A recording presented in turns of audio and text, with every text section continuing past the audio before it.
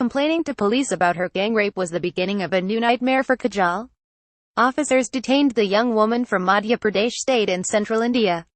They beat her with a stick, she says, until she agreed to drop the charges. She was abandoned by her husband and threatened by the accused men. "I have lost everything and everyone blames me," said Kajal, an assumed name. 5 years since a brutal gang rape that galvanized a movement against UAL assault in India, women who report the crime are still routinely harassed by police or bullied into silence, according to research released in Delhi on Wednesday.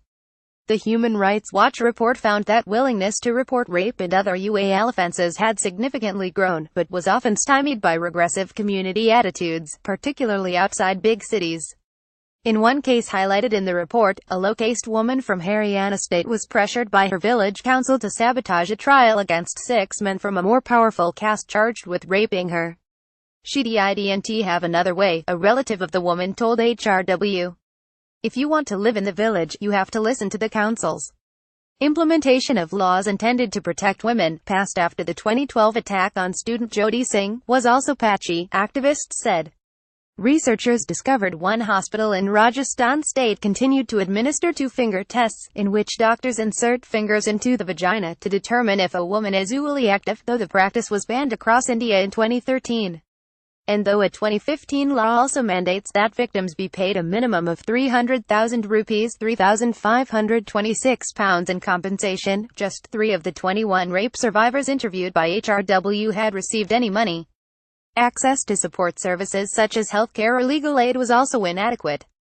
Women and girls said that they received almost no attention to their health needs, including counseling, even when it was clear they had a great need for it, the report said.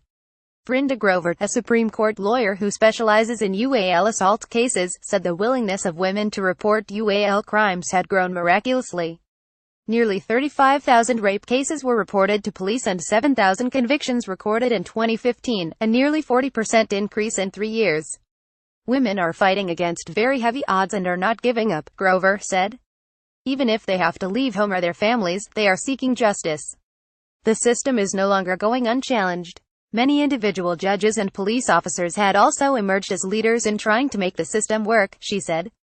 But she said progress of the past 5 years had still not reached enough Indian women from less powerful castes, religious minorities, or those living in villages and small cities. "The kind of resistance they are suffering, both from the system and from society, reflects the true face of where we are," Grover said. "The system continues to be unresponsive and society has not changed." The report found that newly introduced UAL crimes such as harassment, voyeurism and stalking were too frequently not taken seriously, with police often delaying investigating the crimes or filing charges.